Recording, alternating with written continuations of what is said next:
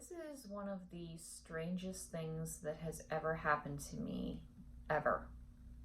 It is definitely the strangest thing that's ever happened to me in a strip club. And I still have a lot of unanswered questions in regard to this particular incident. So, if you watch the video and you know anything about this sort of thing, I have a lot of questions. Anything you can tell me would be helpful. I was in the second club I ever worked at, which is the first club that had a pole. The first club I worked at didn't have one. And I had been dancing there for, several months. I had gotten pretty good at pole dancing. I had a few pole tricks under my belt, and I was doing pretty well with that. One of the things that I was really working on at that point in time was my inverted dismount. So when you're upside down and you're trying to get off the pole, like, how do you do that without looking really awkward? And that's kind of what I was struggling with and trying to figure out a good way to do.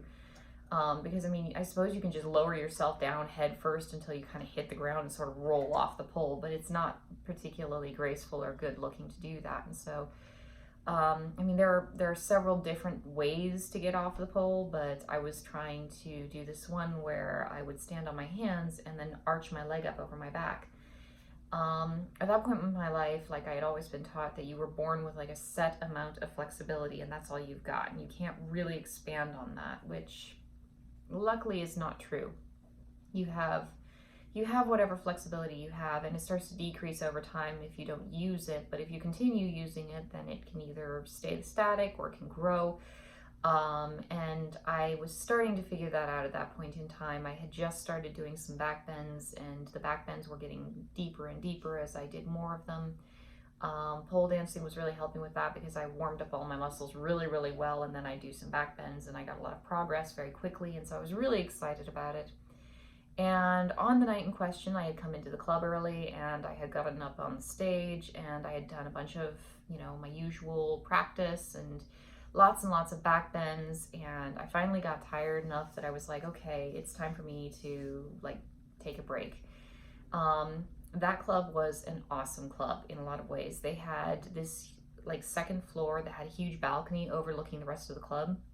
And on that second floor, the bartender would sell pizza, cheap little, those little cardboard pizzas, but still, it was pizza.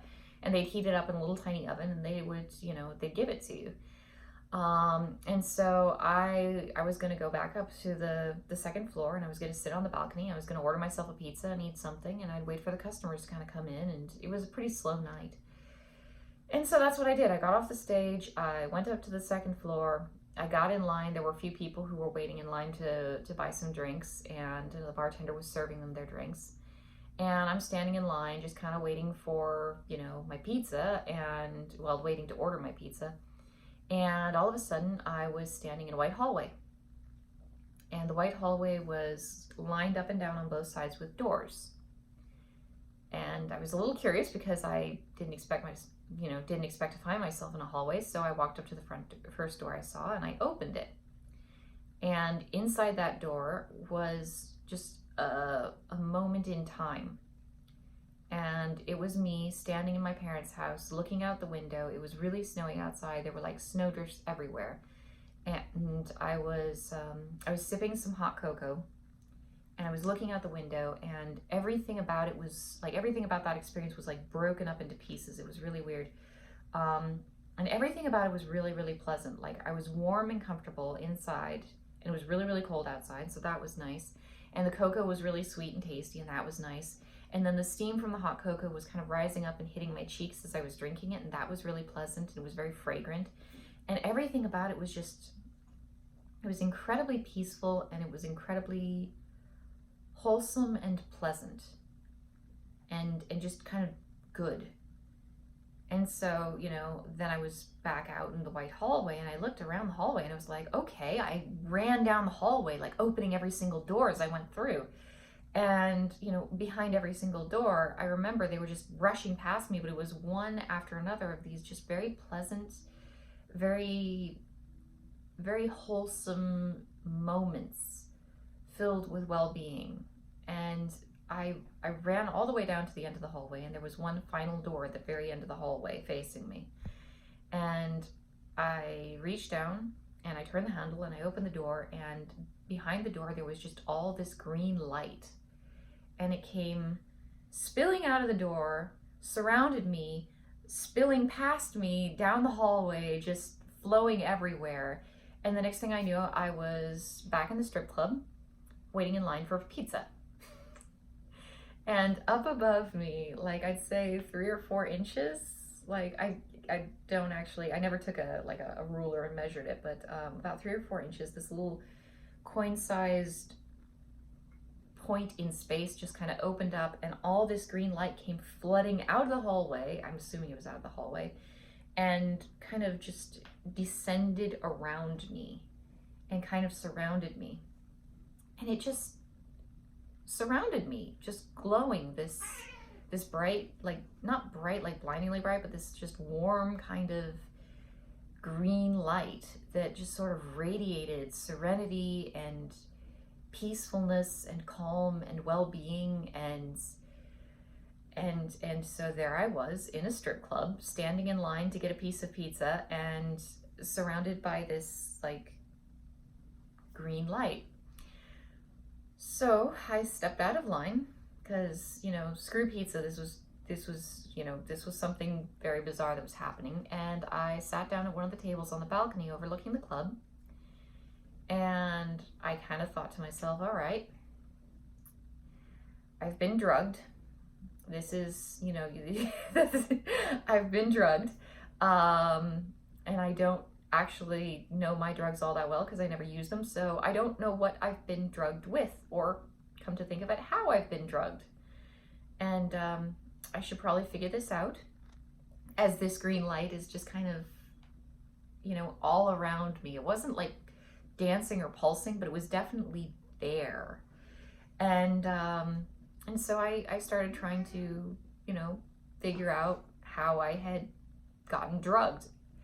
I hadn't eaten anything because I was going to get myself some pizza. I'm really glad I didn't get the pizza before this happened, or I probably would have never trusted the pizza there again. I hadn't drunk anything. I was going to do all of that, you know, I was just about to do all of that, and I hadn't done it yet. I hadn't poked myself on any discarded needles that I was aware of. I hadn't put anything strange into my mouth. I hadn't done anything weird at home, so I was like, okay, I have not ingested or consumed any strange substances to my knowledge, to the very best of my knowledge. I mean, this is not something I would have encountered at my house or apartment. It was my parents' house I was staying at that point. It's not something I would have encountered there, so it must have been something I encountered in the club. But if it was something that I encountered in the club, it definitely didn't enter my system orally. So how did it get in? And I mean, I was trying to remember like everything I knew about drugs, and it was like, well, I mean, there are some drugs that you can absorb through the skin. Like I remember hearing something about drugs you can absorb through the skin. So I must have absorbed this through the skin. I'm assuming it's a hallucinogen of some sort because green light everywhere. And also, you know, weird journey into a strange white hallway with lots of doors. Probably hallucinogenic then.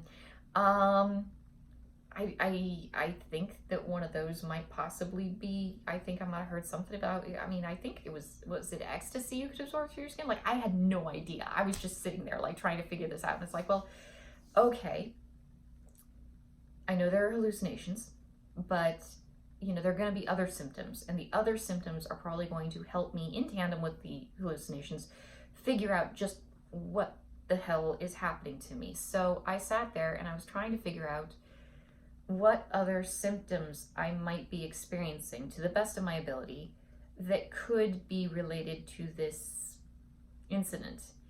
And you would think, like, normally that would just have me like completely balled up in knots, because like I don't like drugs, and people in my hometown, there was this attitude in my hometown, like it was just kind of part of the culture in my hometown that like, if I like drinking beer, you should like drinking beer too. If I like getting so drunk I can't see my own like anything, then you should like getting drunk to the degree that you can't see anything. If I like cocaine, you should like cocaine too. If I'm doing cocaine, you should do cocaine with me. Like, if I'm doing any drugs, then you should like the drugs that I'm doing because I'm liking the drugs that I'm doing, and you should do the drugs that I'm doing too. And so there was a lot of like just pressure from a lot of people, like, hey, you know, we're doing shots, you should do shots with us. It's like, I don't want to do shots with you. Oh, come on, just one shot. It's like, I mean, because I'm me, my answer was usually no, fuck you. But I mean, it got kind of annoying in some of the bars and clubs I hung out in, where it was like, you know, everybody was just very relaxed about their drugs. I'd have guys try to tip me with pills on stage. Sometimes it was like, get your pills off my stage now, or I will call the cops. You know. So I mean, I didn't like drugs. I didn't want to do drugs. And a lot of people in my environment, particularly coworkers, would be pushing their drugs on me a lot. I mean, they weren't really bad about it, but it was kind of annoying. Like, I had a bartender one time God, not just one time, a lot of times. There was this one bartender who was always trying to get me drunk. It was like, dude, I don't drink. But, you know, he was trying. So I looked at it and was like, okay, you know, is there definitely a drug culture in this club that would be very, very likely to look around the club and say, hey, you know, there's some pretty lights on that stage. I might as well just take my, you know, LSD or whatever and go up there and, you know, trip balls for a little while. And if I spill it all over the stage, who cares? You know, it's not my problem. You know, maybe, and this is something I know that a lot of people there just could not conceive of, maybe some of us don't want to get high while we're at work. But, you know, I mean, all of that would have been, you know, really upsetting to me. Like, even now, I'm sitting here, it's like, yeah, I mean, it kind of pisses me off, the attitude that people had in that club. At the time, there was this cloud of green light surrounding me, and it was just glowing with like peace and calm and serenity and well-being, and there was no way I was going to be upset in the presence of that cloud of light. I mean, there was no way I was upset at all by what was happening. It was like, okay, this is a very, very bizarre experience, but I think at the time, even, I know later on I started to think of the light as an entity of its own, in its own right, but I think even then I thought of the light as some sort of entity or even a deity that had somehow surrounded me. And so, I mean, I was not upset.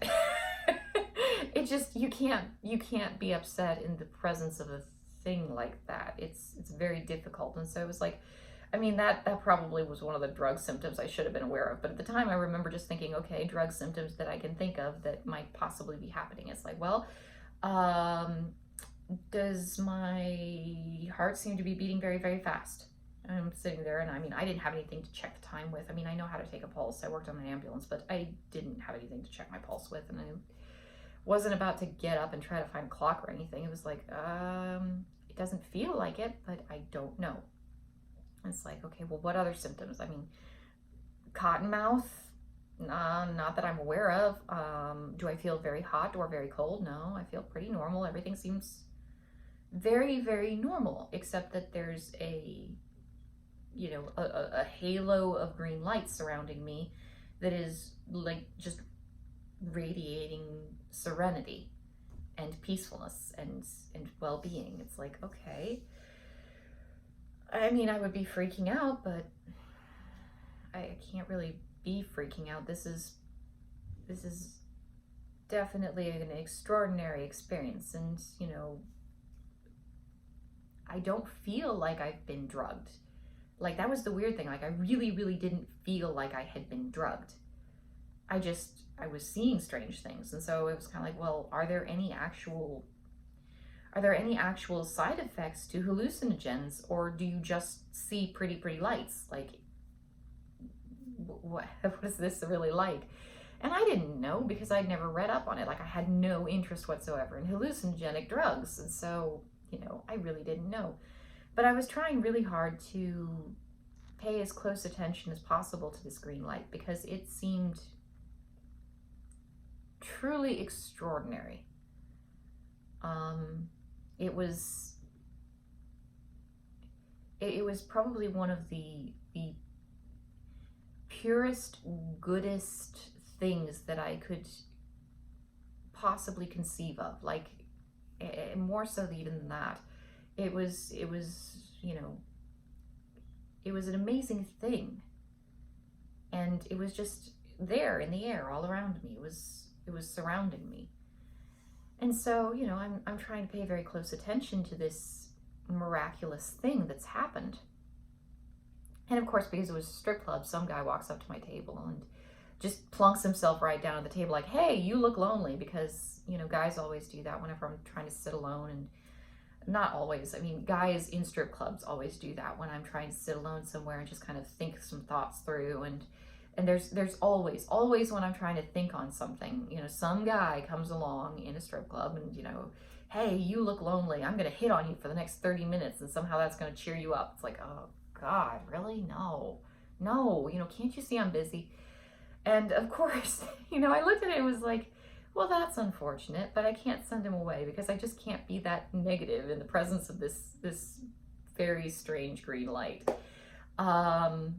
So I was sitting there for the longest time trying to pay attention to the light and ignore this guy as much as possible. And he was trying to make conversation with me. And I was giving him these very, nonchalant, non-committal answers while I remember staring out across the club and just trying to study it as much as possible. I looked at the walls because I heard stuff about walls moving with like LSD and stuff, and the walls weren't moving, so I don't know what that means. I mentioned there was no like cottonmouth. I don't know if cottonmouth is, I thought cottonmouth was like with painkillers, but I mean, I was looking for everything I could. Like my hands weren't trembling. Like, I don't know. Nothing seemed out of place except for the fact that I had, probably hallucinated some things. And so, I sat there for the longest time. This guy's talking to me. 1 week later, he brought his wife to the club just so that she could meet me. Like, you need to meet this girl. She's so cool.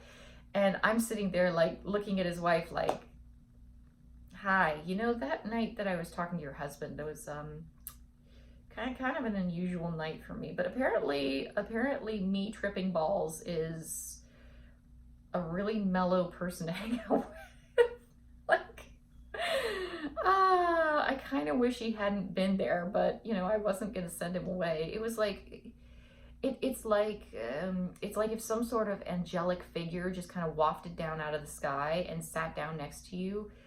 You just wouldn't be terribly inclined to do something rude or unfriendly in their presence. It's like you don't feel like doing that at that point in time. It's like, okay, well, normally I'd tell you to just scram, but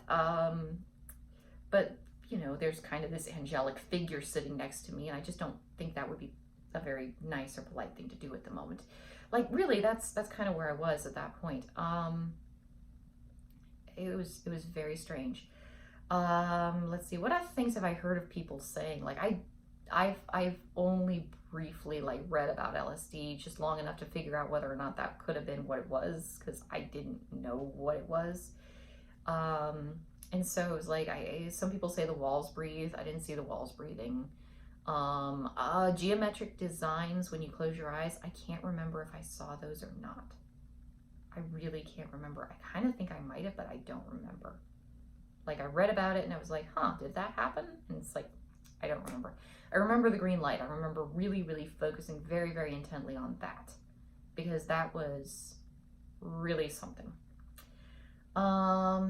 Anyway, I don't remember being called up on stage very much, which kind of supports the idea that maybe one of the DJs or one of the people working there kind of noticed that I was sort of really out of it, and they were like, ooh, that LSD we spilled all over the stage? Yeah, I think she got some of it. I can totally see them trying to cover up drugging one of the strippers, like, oh, she'll sleep it off and she'll be fine. Like, I can totally see them doing that. I really can. I mean, I liked my coworkers, but they were not necessarily the world's most responsible individuals.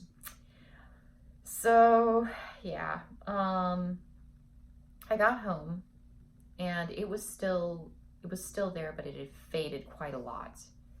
And I mean, I hoped it would still be there the next morning, but And I think it was still just the final traces of it were still lingering the next morning, just little breaths of it, and then it was just a memory. And I remember when it became just a memory, and it was like, I really didn't want it to go away. Like, I didn't know what it was. I didn't know why it was there. I didn't know how it happened. I didn't know if I had been drugged or not, because it seemed like I hadn't been, or it felt like I hadn't been. But then again, how do you feel if you've been drugged? Like, really, how do you feel if you've been drugged? And so, like, I don't know. But whatever it was, it really felt like an entity. Like, well, that's when the questions started. Like, I had a ton of questions when it was happening, and then I had a ton of questions after it happened too. And so the next morning, what I started doing was researching, just, you know, dear Google, what the hell happened to me? And I had a lot of questions. Some of them were, you know, just chemical, like, you know, what could this have been? You know, which is when I ran into the whole LSD question. The first thing I looked at was, okay, what kinds of hallucinogenic drugs are there out there? Well, you know, there's mushrooms, but I didn't eat anything, so there wasn't mushrooms. There's, what else? God, I don't even know what they all are, but there's other stuff. LSD was the one that got my attention, because I guess some people say that it can be absorbed through your skin. Okay, well, that must be it.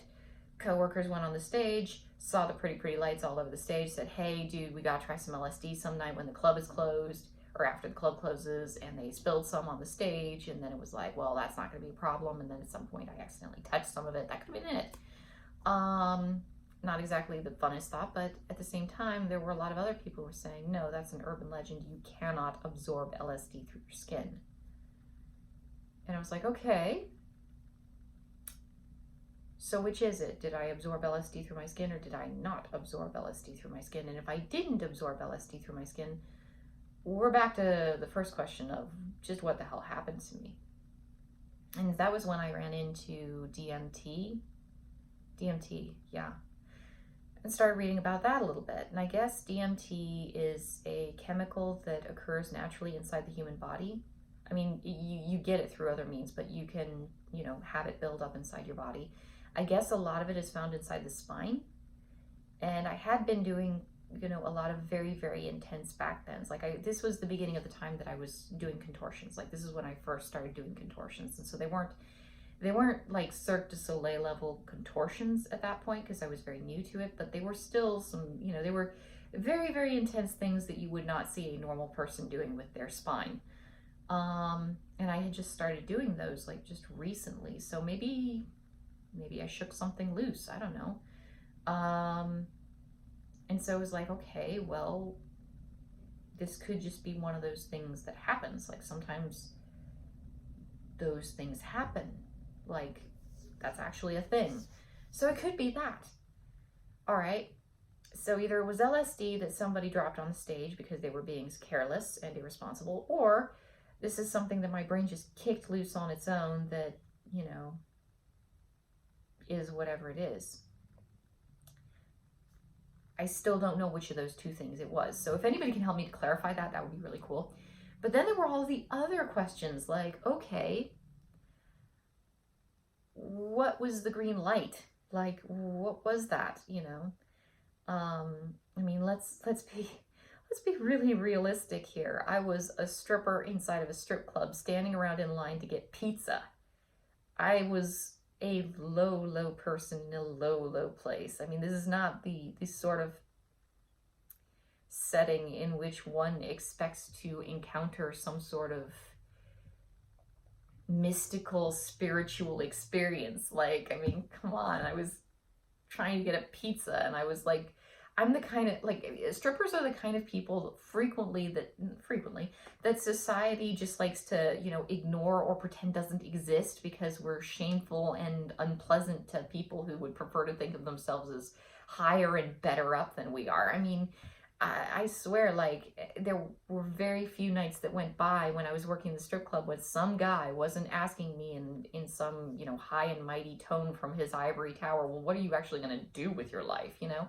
Because I think in the minds of most people, people who are exotic dancers are just wasting themselves and doing nothing productive with their lives, no matter how hard they might be working, or no matter how, beneficial dancing is being for them at that point in their lives. It's still not, it's not the sort of thing good people do. And so, I was in a dark place. I mean, I've never, at that point in my life, I was never what people would refer to as a good person. I don't even know why. Like, I don't even know why I was a bad person, but I was, it was a label and it stuck. I wasn't viewed or considered by anyone around me as being particularly virtuous. So, I mean, I was really the last person in line for a dazzling spiritual experience. There were like a million other people who were far more deserving than me. So, how did this happen? Like, I'm me. So, when all of a sudden you have some sort of crazy experience in a white hallway, and the next thing you know, this entity of light suddenly just descends and surrounds you. What does that mean? What is that like? And if you're a Christian, and a very bad Christian at that, or at least I wouldn't say bad as in doing bad things. I would say poor, a very poor quality Christian. Then what does it mean? Like, I was, at that point I had left the church because I was really sick and tired of a lot of the hypocrisy in the church. And I had begun experimenting with other religions. And so for a while I was like, well, maybe I'll be a Taoist. And then I was looking at Wicca and I was like, well, maybe I could be a Wiccan. But at one point I remember looking at my husband and telling him, this was years later, like I hadn't met my husband at that point at all, but years and years later I looked at my husband and I was like, any religion looks good until you meet its followers. And so, I mean, Wicca didn't sound that bad until I started meeting other Wiccans, and I know there are a few good Wiccans out there. I know a few good Wiccans. Yes, I do. Now that I think of it, I know some good Wiccans, so, they're not all bad. They're not all bad. Anyway, but yeah, I mean, technically I was looking at it, it's like, okay, I mean, after all the negative experiences I've had at churches, multiple negative experiences, there were a lot of born-agains where I grew up, and, I hadn't said their special prayer, so technically I wasn't saved or born again, or, I wasn't one of God's special followers yet. And because I hadn't said the prayer, and until you say the prayer, well, nothing counts, apparently. And, this was a bunch of young people who had been converted, very aggressively by the local members of the church. And so they didn't necessarily have a very good grasp on their Bible, but they really, really, really, really believed in God. They really, really, really believed in doing God's work, whatever that might be. And so they really, really, really didn't know what they were talking about, but they were really, really, really trying. And so, imagine having a conversation with somebody like that. It's like they know like 3 or 4 things about the Bible. They have a rough, very, very literal idea of Christianity. And they're going to convert you because that's what they need to do. I know a lot of people who are atheists who are really, really fed up with Christians who talk about, I need to save X number of souls so I can get a free toaster in heaven. And it's like, yeah, I mean, you're basically racking up points at that point. And I will not say they were bad people, because they weren't. Some of them were extraordinarily hypocritical, which was kind of amusing to see, actually. But they weren't trying to be bad people. Like, they did some not so good things sometimes, like, socially isolating me from a guy that they knew who was, kind of attractive, who was interested in me because they thought that I was unworthy of him because I was still a sinner and I had not, said their special prayer yet, which was really annoying. And, now that I'm older, it was just really hilarious too, because, the hypocrisy was still there. It was like, okay, so you're keeping me away from this really, really handsome guy because you think that I'm spiritually flawed and I'll corrupt him, but you're neglecting to really take into account that you're keeping me away from this really, really handsome guy, because then he'll still be single and you still have a chance with him. Like, how transparent do you have to be? We're teenagers at this point, so, you know, it's kind of obvious. But, I mean, I struggled for a long time with the concept of God, because, you know, you end up with these very aggressive people who are no, not the cord, bad kitty. These people who are very aggressively trying to recruit you into their church, and, you know, there's always this sales pitch. You know, have you met Jesus? Is Jesus your best buddy yet? Jesus should be your best buddy. And I found that the personification of God eventually just became too much for me to handle. It was too many negative associations for me. It was just too difficult for me to deal with. And I found myself at many points in my life, even to this day sometimes, like, people will start talking enthusiastically about God, and I'll find myself just kind of cringing away from them. I'll start to feel kind of sick inside, which, yeah, that's a good thing for a Christian to have happening. Like, oh, when you talk about God, I start to feel like I'm going to vomit. Oh, yeah, wonderful. That's a good sign for a person's spiritual well-being. Like, I mean, once again, let me just say this, the last person in line to be having some sort of miraculous spiritual experience is yours truly. But there I was. And now, even because I've been looking back over this event and trying to figure out the best way to describe it so I can make this video, is like, if God, or shall I say maybe a tendril of God, because I think God is too enormous for any individual to actually perceive. But I do think that tendrils or facets of God do appear to people. And maybe those are angels. Maybe that's what angels are. I don't know. But if God, or some facet of God, or some tendril of God was going to appear to me in a way that I would be able to recognize or identify with, it would not be as a man with a big white beard sitting on a throne in some clouds. It would be amorphous. It would be something like a giant cloud of green light. That's what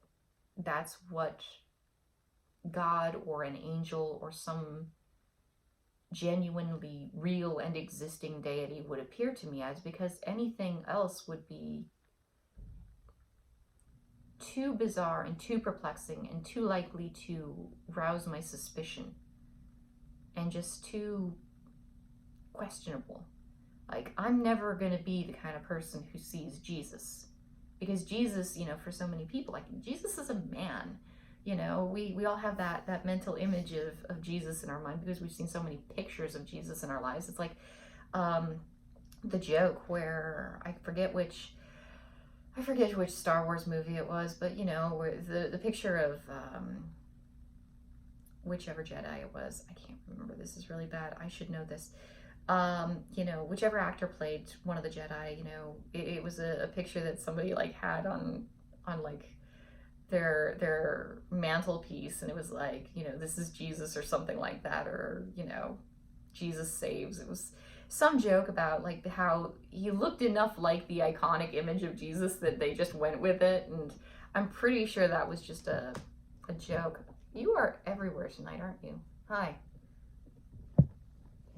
You're not gonna knock on my camera, are you? Because you would do that. That's totally your MO. Anyway, like, I'm not the kind of person who sees Jesus or is ever going to see Jesus.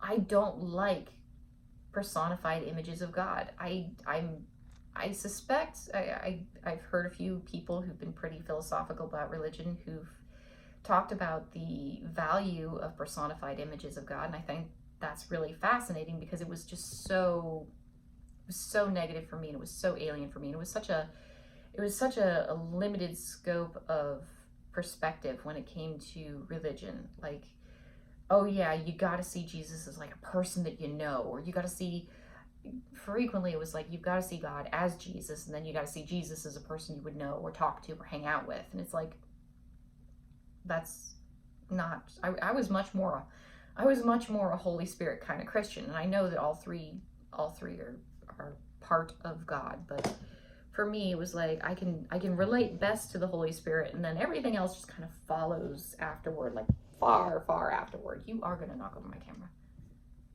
Hi. So yeah, like, if something that was genuinely, what word would you use, sacred, was to appear to me, it would be amorphous. So what appeared to me? Was it an angel? Was it God? Was it just a hallucination? Because it really didn't feel like just a hallucination. Well, what happened, What happened? So I woke up the next morning, and the last little bits of the green light were fading away. And I pulled out a deck of tarot cards. My friend, the girl with the golden heart, had given them to me. And like, she bought them for herself, but she never got around to reading them. And so she was like, hey, do you want these? And I was like, sure. And so, I had them sitting around, and I was like, oh yeah, one of these days I'll learn how to read these things. But it wasn't like something I was going to do. It was one of those things like, oh yeah, I'd love to learn how to speak Welsh. One of these days I really want to learn how to speak Welsh, but it's not something I'm doing right now. Maybe one of these days, and you keep pushing it off, and it never happens. So this deck of tarot cards had been like gathering dust on my dresser. And I pulled it out. I pulled it out, I think, the night before, actually, just to make sure that I wouldn't forget it. And I went to sit in my parents' living room, and I opened up the deck, and there was a little instruction booklet that came with it. And so I read through the instruction booklet, and I laid out the cards, and I read them. And then I laid them out, and I read them again. I had never read tarot cards before that, really. And I read them again and again and again and again, and I just kept reading them over and over and over. I'm trying to understand them, trying to get a feel for the different symbols, because what the different symbols mean changes. Like, they have multiple meanings per symbol, and you can combine those different symbols to mean many different things. And then the way you lay them out, the order you lay them out in, there are multiple orders that you can lay them out in. So I was following the booklet, and so I was doing the really super simple horseshoe shape. Like, it seemed like a good one to start with. Like, it seemed pretty easy to figure out for a beginner, and so that was what I was doing. Later on, I ended up adjusting it because, I had my own way of doing things. But I read those things just so much. I don't remember how many days I read them for, but that was just what I did with myself for the next several days. Just sit around and read tarot cards again and again and again.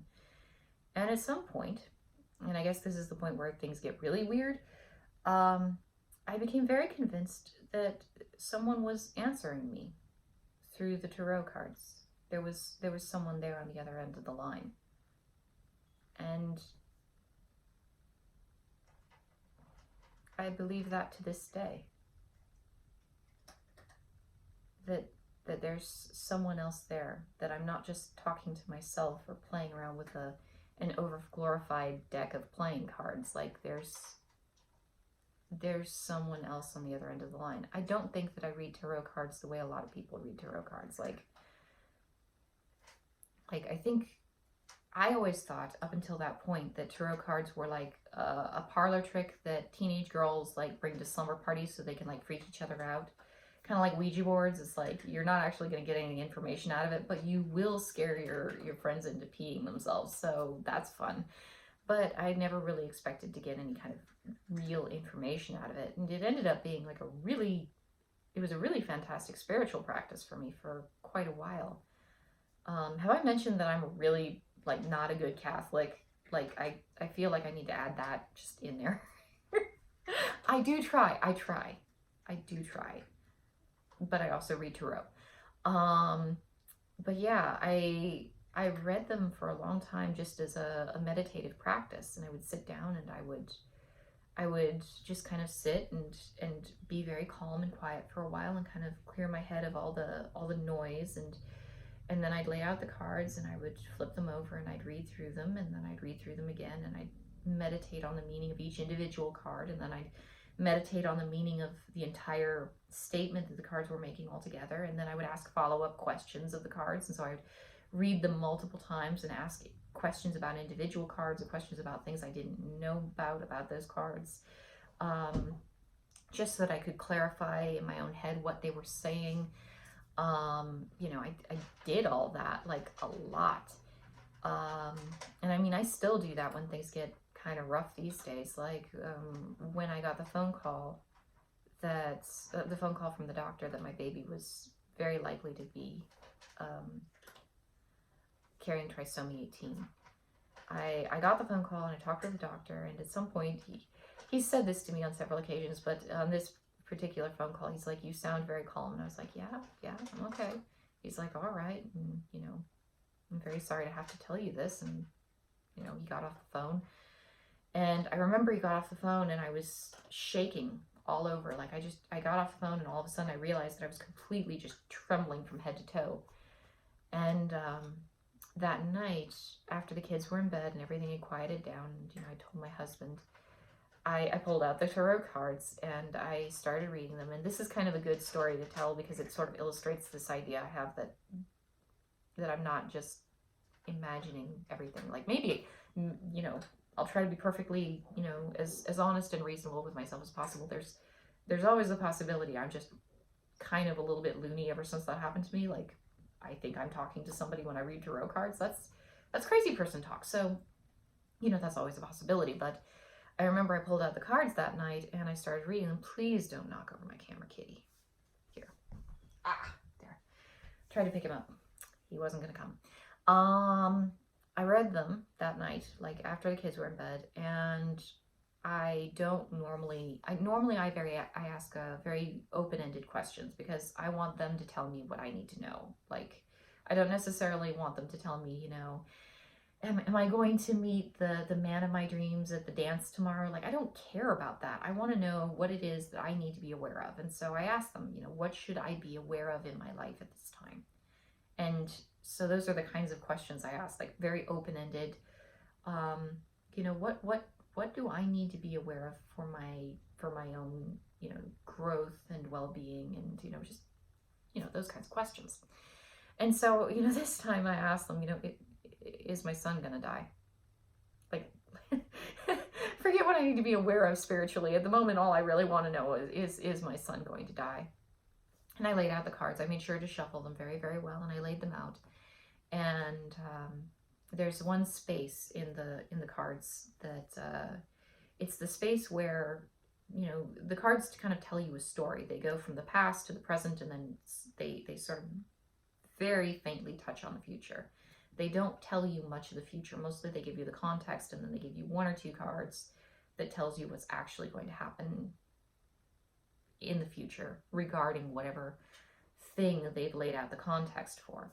And so, in that future spot, in the place where it's like what you're going to be doing in the future, what your activities are, what you are going to be doing to affect this outcome, it was the Death card. And normally the Death card isn't necessarily a very literal card, but it seemed kind of literal that time. I just looked at it and was like, well, that's not a good sign. It's really not a good sign. So I shuffled the cards again, really, really well, tried to get them as well shuffled as possible, and I laid them out again just to be sure. Ask the question, is my son going to die? And the second time I laid the cards out, I looked down at them, and the Death card was in the same spot. And I looked at it and it was like, well, normally for a lot of things like this, I ask a third time. Like, not things like this. I don't usually have things where I'm asking, is my relative going to die, or is somebody I love going to die? But, normally if I have questions or if I need clarification, I'll ask a third time. And this time I just looked at it, it was like, don't ask a third time. Don't ask a third time. Ask a different question. So I was like, okay, well, how do I handle grief? How do I handle hardship? if there is potential, hardship coming up in the future, how am I going to handle that? And so I laid out the cards, and they told me things were coming that were going to keep me busy. New creative endeavors that were going to distract me from the process of grieving and help me handle, my mourning period. After the unspecified thing that was going to happen, because I just couldn't really. I knew he was going to die, but at the same time, I was not certain. Like one thing that I think people don't really get with tarot, you're not supposed to know the future. You're supposed to look ahead and try to figure out what the future might be and try to prepare yourself for the potential futures that could come about. But you are not supposed to know. At least I was never supposed to know.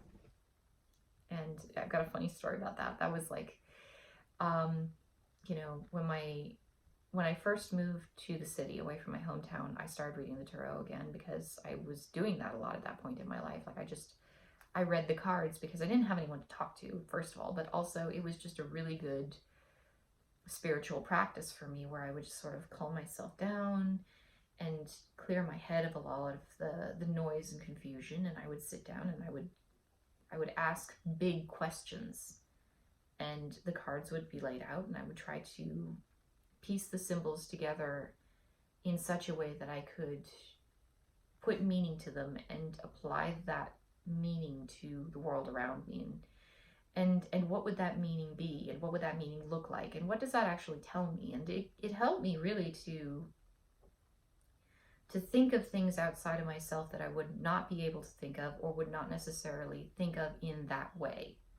Like you tend to fall into patterns with your thought. You tend to see the world, in some way when you look at it. You see it in a sort of pattern.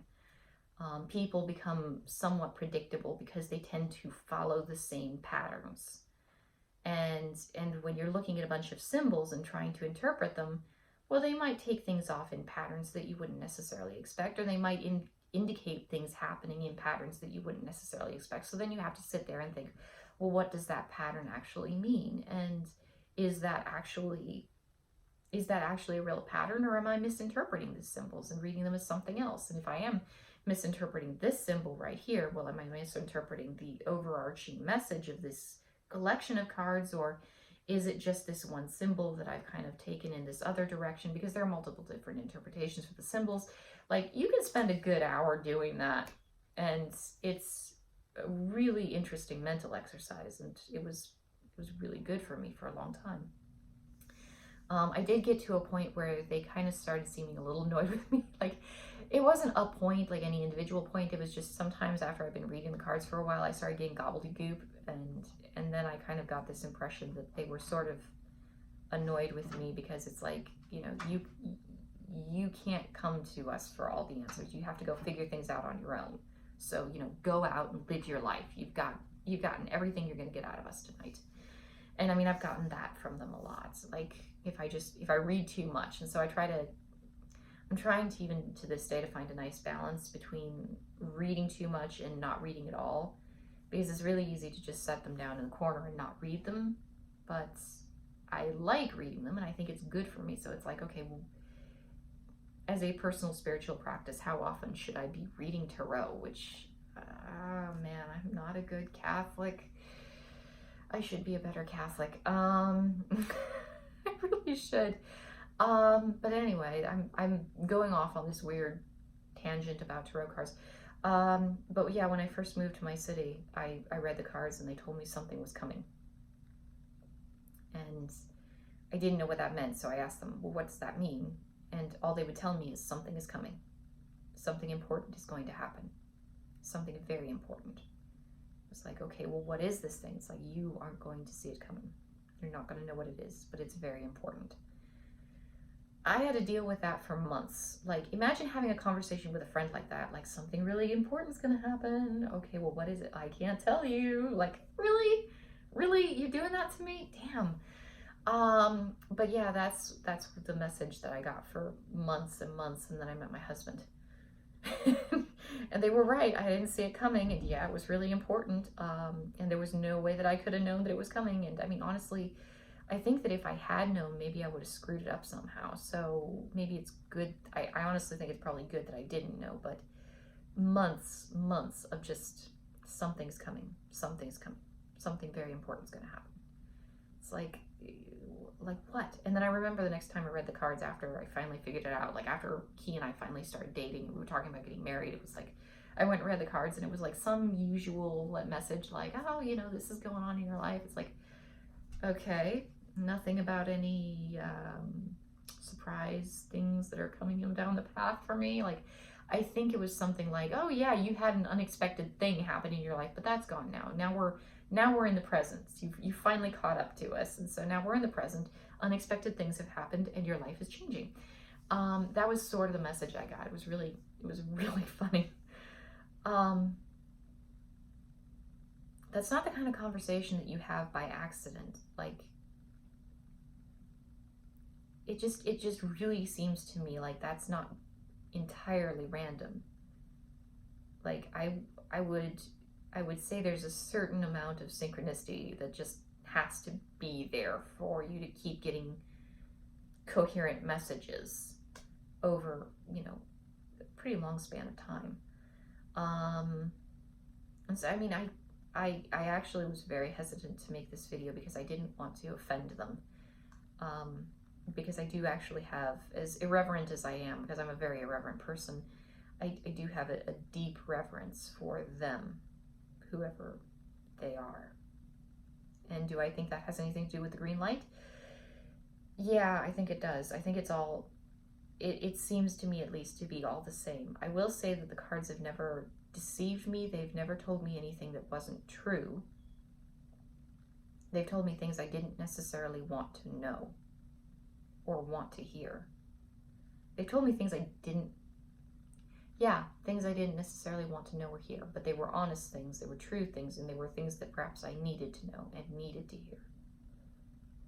And that's not the sort of thing that, like, here's the thing I struggle with for a long time, like, growing up where I did with the kind of people that I grew up with, like, anything that wasn't strictly traditionally Christian was evil, you know, was the stuff of the devil.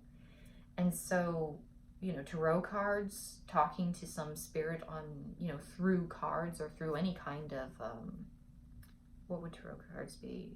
Any kind of,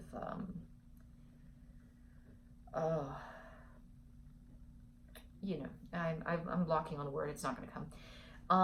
You know, tarot cards are definitely the stuff of the devil, you know, Ouija boards, stuff of the devil, all that. It's all evil, it's all bad. That was just the way I grew up. That was what I was taught. And so communicating with a spirit, an unspecified amorphous spirit, you know, that could be evil, even though I cannot, I mean, when I'm asking a question, I try to remove myself from that question as much as possible. And so it's like, okay, could it be evil? Well, I don't know. Therefore, I cannot say with certainty that it wasn't evil.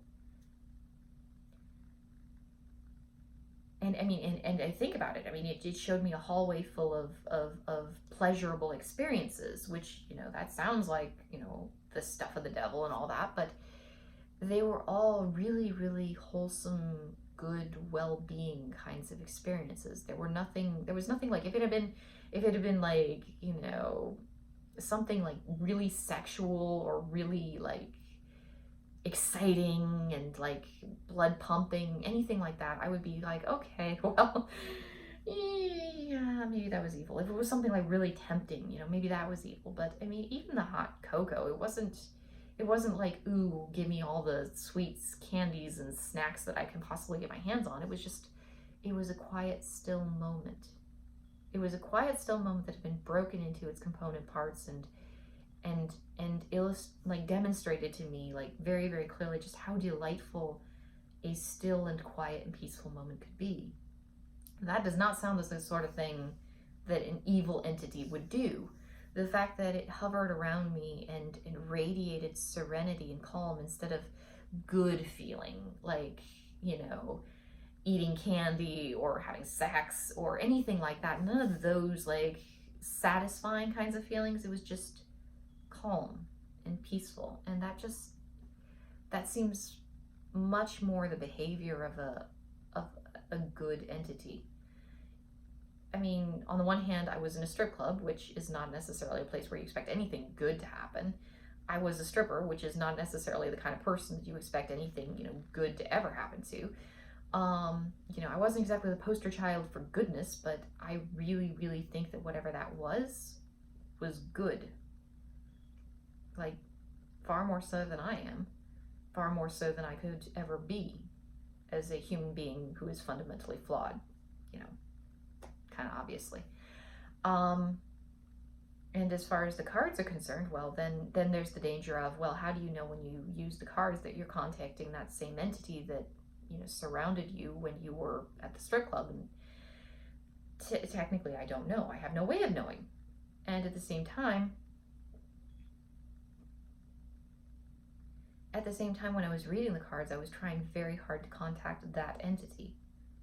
This amorphous and formless and nameless entity, so it's not like I really had their phone number or anything, but that was what I was reaching out to, and I think it's very possible that that's what I finally contacted in the reading of the cards. And the cards themselves, like, they could be, stuff with the devil and all that, but they've always been honest with me. They've told me things that are truthful. And I mean, I think there was some verse in the Bible about the devil telling truth, so maybe that's, not necessarily a good metric to go by. But they've also never deceived me. Like, and that's not necessarily the same thing as telling me the truth. The truth can be deceptive, but they've never deceived me. They never led me astray. They never led me to anywhere bad. And then on top of that, sometimes they told me things I didn't want to hear. And so that's important, because the things they tell me that I don't want to hear, well, are they telling me bad things that I shouldn't hear? Or are they telling me things that I need to hear? For example, after I had the abortion, I was researching abortion a lot to make videos about abortion. And I remember, like, reading through all these different really, really strongly pro-life Catholic websites and just being kind of disgusted by what I felt was the manipulation of the truth to serve pro-life ends.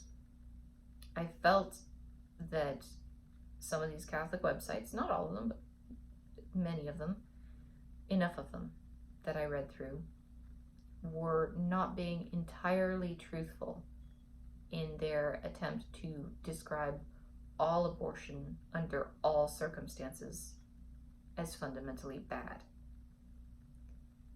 I felt like they were manipulating the facts. I felt like they were pushing an agenda without being particularly objective.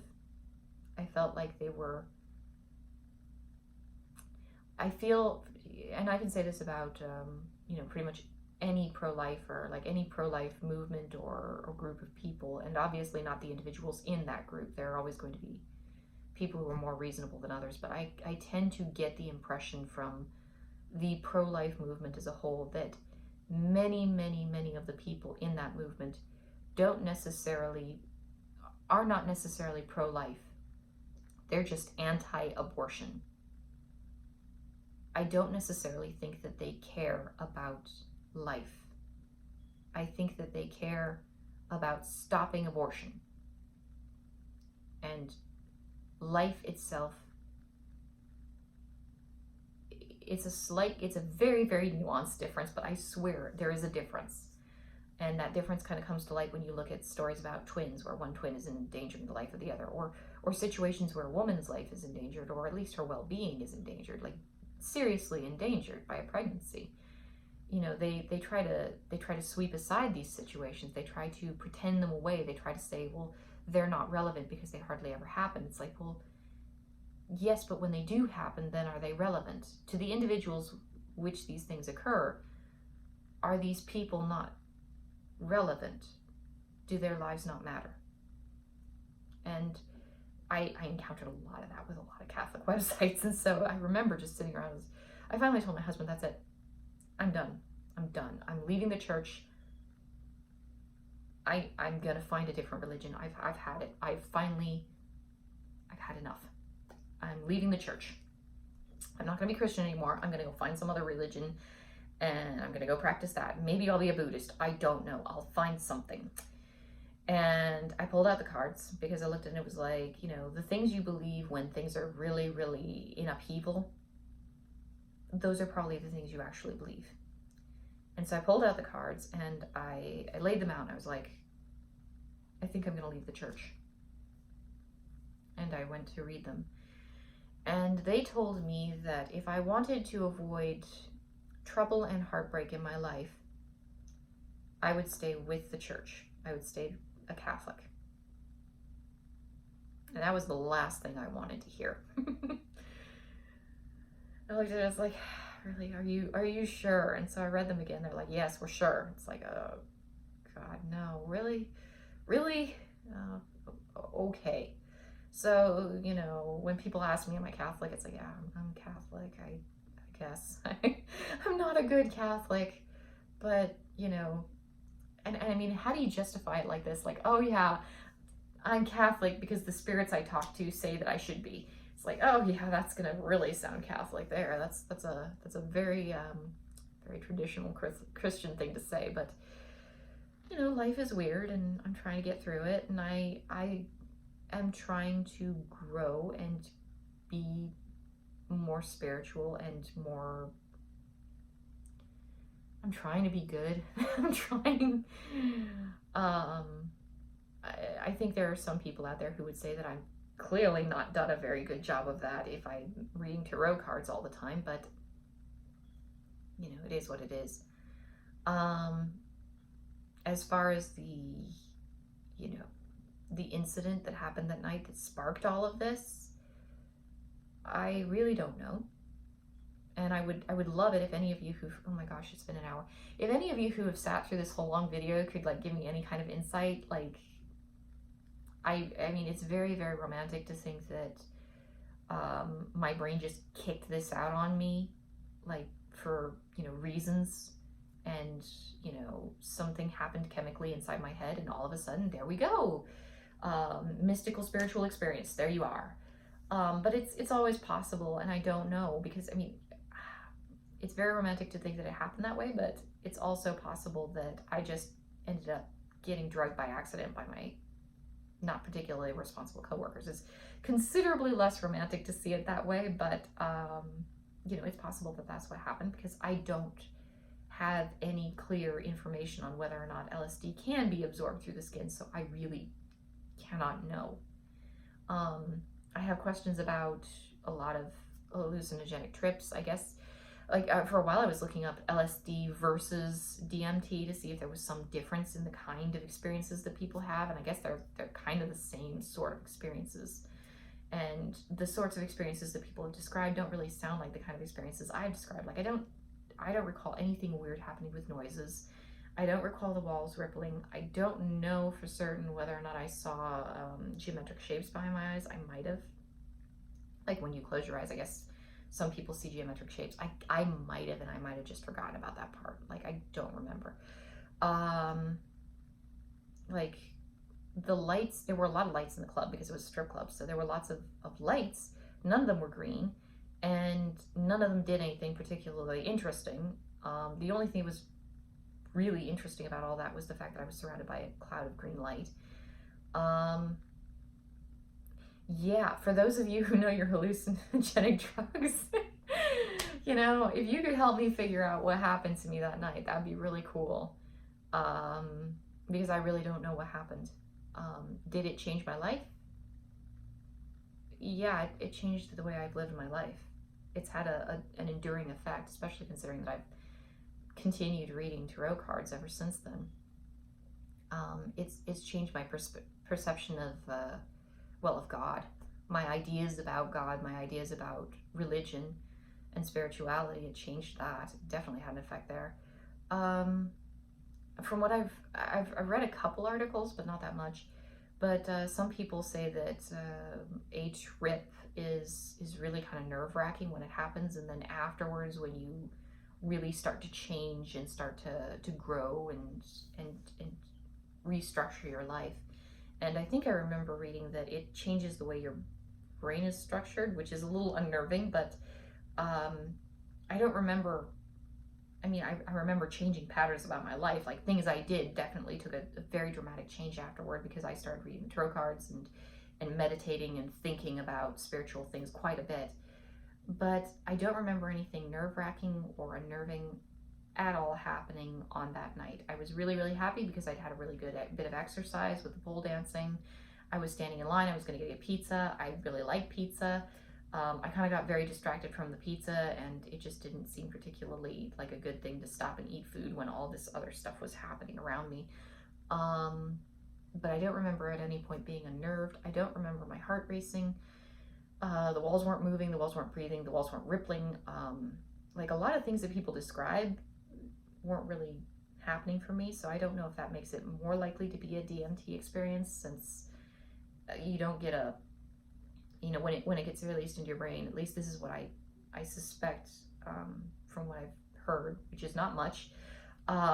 You don't get the full heavy, like, you know, going on a multi-hour long trip, but then again, maybe you do. I don't know. I thought it was more of a brief, like just kind of a hits you real fast and then gone kind of thing, but I, again, don't know.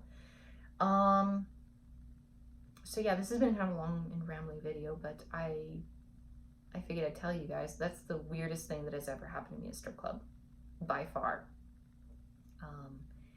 Definitely a positive experience in a very strange way.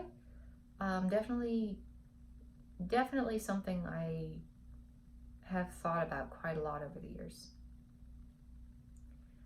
So that's pretty much it. I'll talk to you guys later.